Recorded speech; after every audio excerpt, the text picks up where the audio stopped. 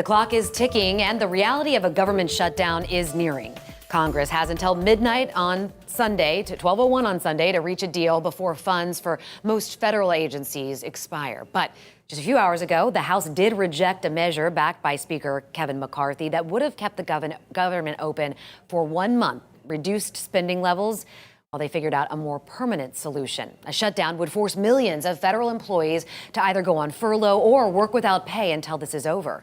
Right now, funding for FEMA, the federal agency that responds to hurricanes and provides flood insurance for more than 1 million Floridians, also hangs in the balance. Tonight, with many still working to get back on their feet after Idalia, 10 Tampa Bay's Aaron Parsegian has some crucial information that could impact the effort and get those who don't have flood insurance through FEMA. 68% of homeowners who have flood insurance get it through what's called the National Flood Insurance Program. If a shutdown occurs and your policy expires or is up for renewal soon, you could be without coverage. FEMA won't be able to write policies until a shutdown is over. Our entire house is, the drywall's cut out. We saw devastating damage from Hurricane Idalia, the vast majority from flooding. Flood insurance claims made in the wake of that storm will still be processed, but future protection could be in jeopardy for many in the event of a shutdown. No new National Flood Insurance Program policies could be written.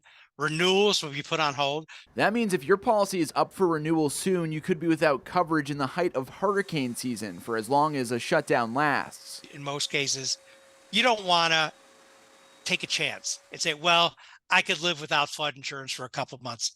In Florida, you can't.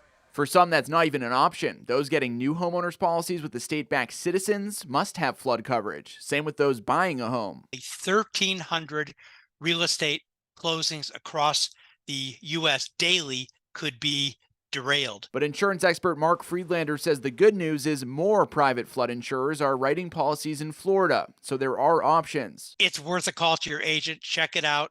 See what options are out there. He says it's better than taking a risk for an unknown amount of time. It's very concerning to see the potential of homeowners and business owners not having flood coverage for what could be catastrophic damage from a landfalling hurricane late in the season. Aaron Parsegian, 10 Tampa Bay. And we reached out to FEMA to see how a shutdown may impact their ongoing response in areas around Tampa Bay. They say they've prioritized funding to help with ongoing disaster operations, and we do have their full statement for you on our website, 10tampabay.com. And we will be keeping an eye on Congress through the weekend, sending updates straight to your phone on the free 10 Tampa Bay app.